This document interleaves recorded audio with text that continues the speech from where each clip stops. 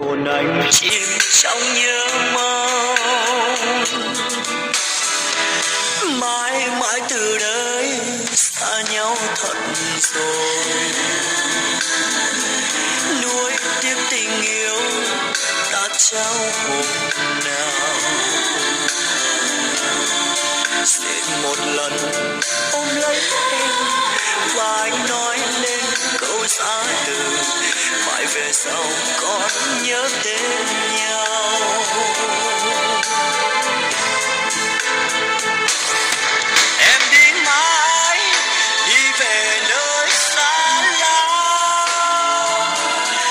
anh một mình ôm sầu thương nhớ em.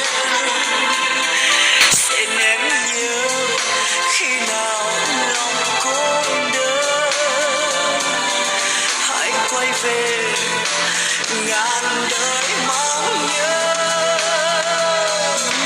Tình yêu ơi, xin người trả cho tôi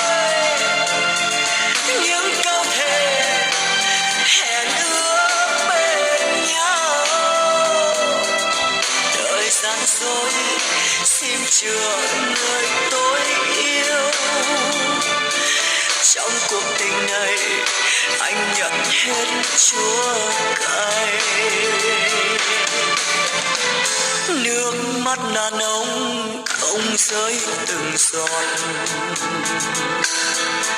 nước mắt đàn ông chôn sâu trong lòng.